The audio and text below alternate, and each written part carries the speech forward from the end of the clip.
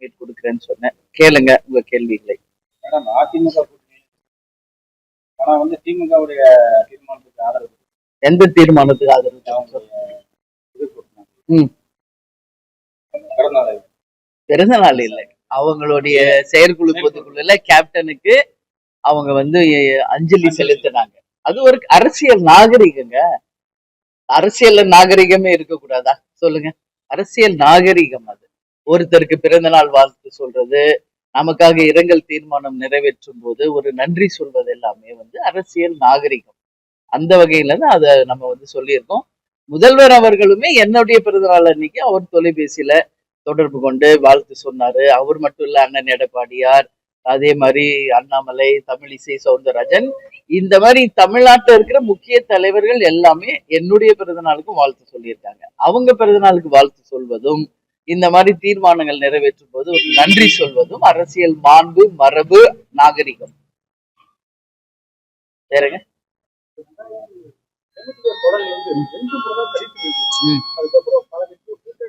ஆமாங்க. இல்ல, தனித்து நிக்கிற முடியும் அப்படின்ற ஒரு பார்முலாவை உருவாக்குனதே கேப்டன் தான், தேசிய முற்போக்கு திராவிட கழகம்.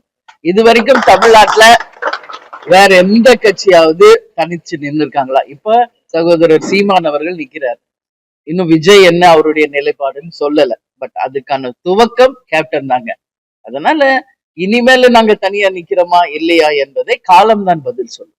2026 இப்பயே நிறைய கூட்டணி இருக்குங்க. ஓட் ஸ்பிளிட் தாங்க அதிகமாகும். நிக்கிறது ஒண்ணும் பெரிய குதிரை கொம்பு இல்லை. 234 தொகுதியும் முதல் தேர்தலையே பார்த்தவங்க தான் நாங்க. ஆனா வெறுமனே போட்டியிடுவது மட்டும் இலக்கு இல்லை. வெற்றி பெற்று 2026 தேமுதிக மிகப்பெரிய ஒரு பலத்தோடு அசம்பிளிக்கு போகணும். அதுதான் எங்களுடைய எண்ணம்.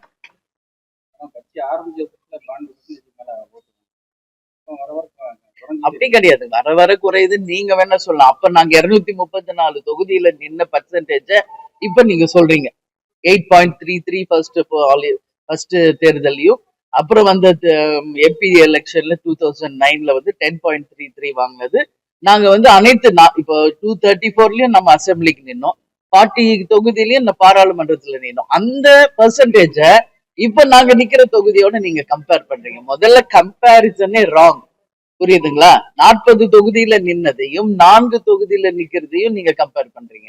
234 தொகுதியில நின்னதையும் அதுக்கு அடுத்து நிக்கிறதையும் கம்பேர் பண்றீங்க. இப்ப நாங்க நிக்கிற தொகுதியை மட்டுமே வச்சு நீங்க பர்சன்டேஜ் சொல்றீங்க.